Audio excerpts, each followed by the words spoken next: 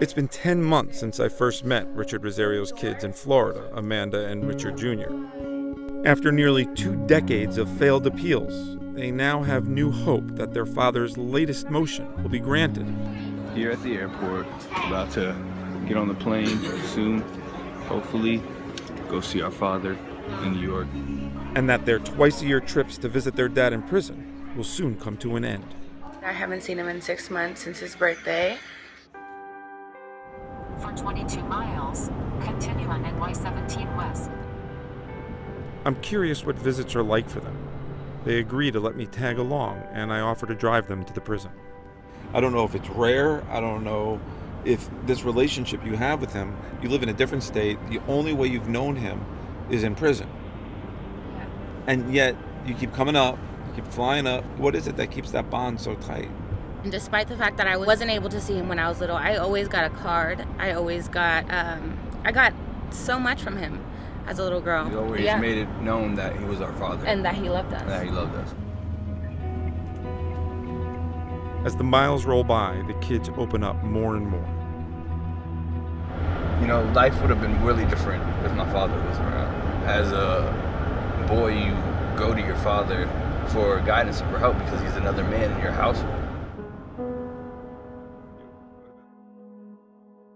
I see how painful this is for them. And I wonder, have they ever talked with their dad about what it's like growing up without him? Amanda's answer surprises me. I haven't talked to him about it ever.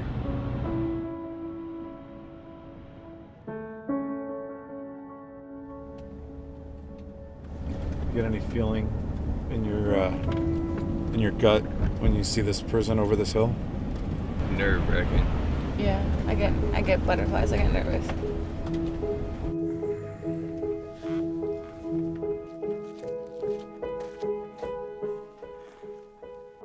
Inside the prison's visiting room, the kids have to wait, like they always do, for their dad to be processed.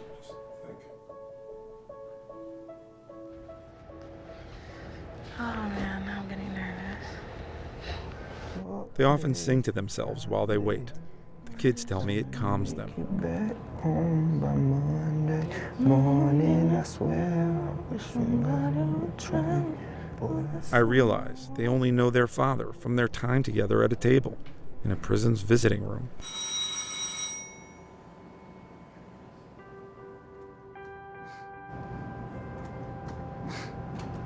Hi, Dad. You shaved? What's up, man? You all right? What's up, Rich? Right there. What's going on? How was your trip over? It was good. It's cool. was good. Yeah? You look sharp, man. You look sharp. After some small talk and catching up, Amanda brings up the topic she says they've always avoided. On the way over here, we were talking about we've never really expressed individually how this whole thing has affected us.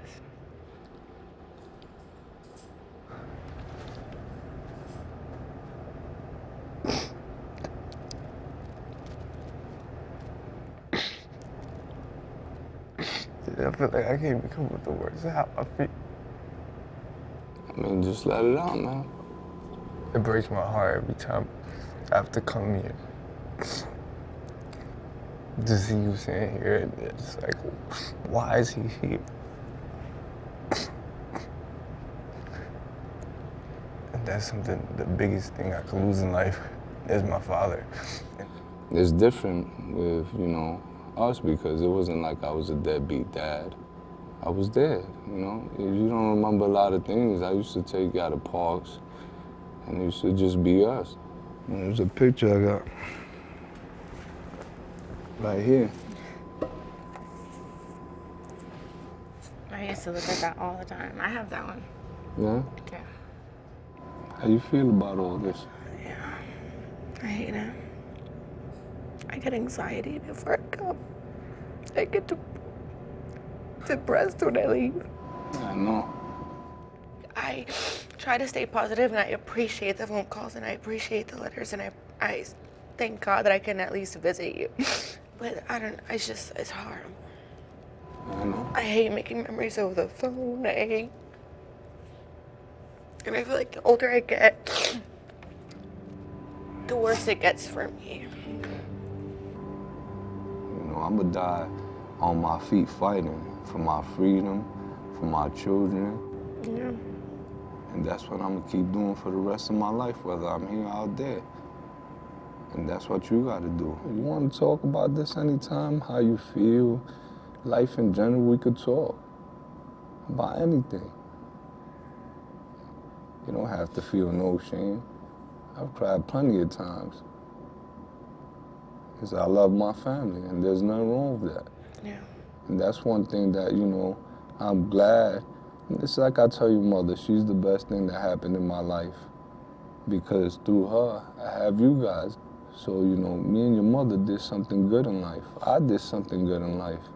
And despite what I'm going through, I hang on to that. Their visit isn't all deep and serious. They talk about the things any normal family would. He's in the movie. And then, all too soon, it's time. Let's end this thing. I meet a lot of kids whose dads are locked up, and many of them end up in trouble with the law, or on drugs, or with serious anger issues. Not these kids. I think we had a really good visit. They're intelligent, warm, articulate. I feel relief because I actually got to express how I actually felt.